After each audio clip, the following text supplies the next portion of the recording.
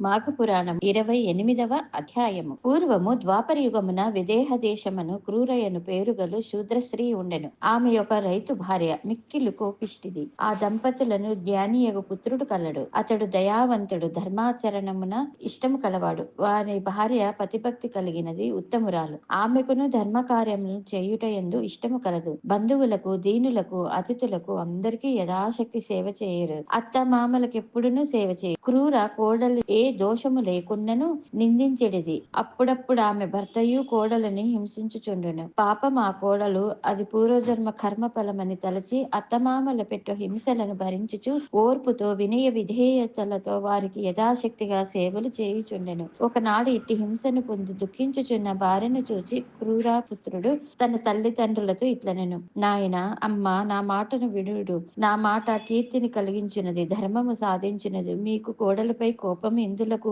కలహంనకు కారణమేమి? మీ శరీరములకు బాధను కలిగించు ఈ కోపముతో మీకేం ప్రయోజనము? సర్వ సంపదలను నశింపచేయు కలహము ఎందుకు?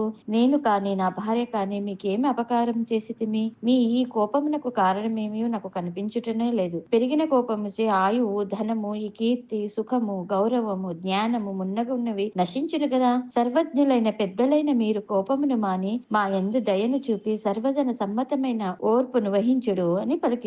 పుత్రుని మాటలు విని క్రూర భర్తతో పాటు మిక్కిలి కోపముతో ఇట్లనిరి. మూర్ఖుడా, కోపము నీవెంత, నీ భార్య ఎంత? తల్లిదండ్రులకిట్లు నీతి బోధన చేయు నిన్ను నీ భార్య మేమేమి చేసినను తప్పులేదు అని పలికి కోడలిని మరలా మాటి మాటికి పలుమార్లు నిష్కారణముగా కొట్టుచుండిరి. ఇట్లు దెబ్బలు తినుచున్న పుత్రుడు దోషమును చెందెను, కాని సహజమైన శాంతమును పొందెను. అయ్యో, తల్లిదండ్రులను ద్వేషించుట ఎంత తప్పు! అట్టివారు శ్వతముగా నరకమునకు పొందుదురు కదా.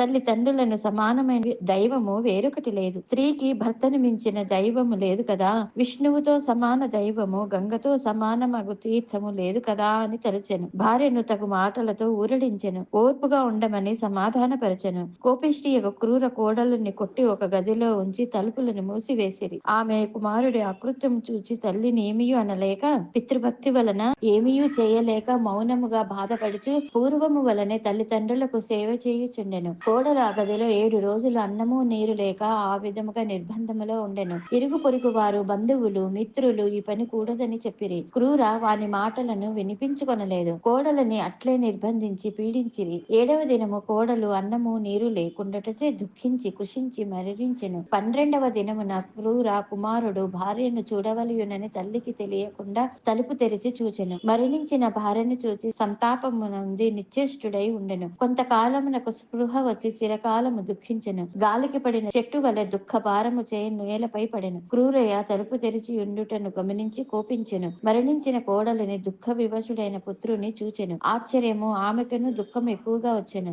ఆమె చేతులతో కొట్టుకొనుచు చిరకాలము శోకించెను. ఆమె ఏడుపునివి అందరూ ఏమి అయినదని చూడవచ్చిరి. విషయమును తెలుసుకొని క్రూరను బహు విధములుగా నిందించిరి. కొందరు బంధువులు కోడలు శవమును కొనిపోయి దహనము చేసిరి. క్రూర కుమారుడు దుఃఖమును భరింపలేక అచట ఉండలేక గంగా తీరమున చేరెను. కొంతకాలమునకు శోక భారమున మరణించేసెను. క్రూర పశ్చాత్తాపము పొందెను. పుత్ర శోకమును భరింపలేక చిరకాలం దుఃఖించెను.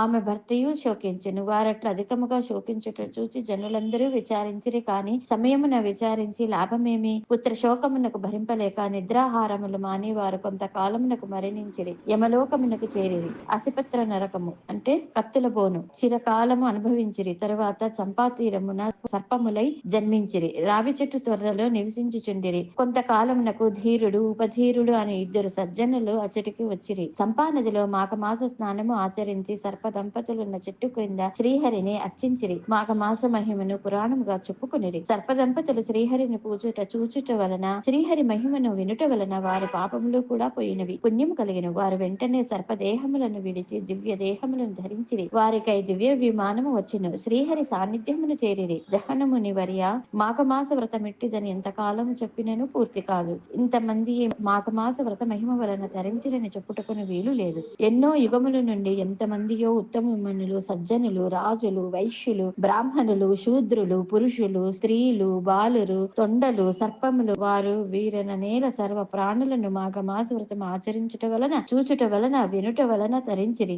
ఎట్టి పాపాత్ముడైనను మాఘమాస వ్రతమును ఆచరించినచో చేసిన పాపములు పోయి పుణ్యలోకములకు కలుగునట వలన ఎన్నియో ఉదాహరణములు చెప్పగలము. వ్రతములు ఎన్నియో ఉన్నవి సుమా అని కృష్ణమద మహాముని జహ్నమునికి మాఘమాస వ్రతమును వివరించిరి.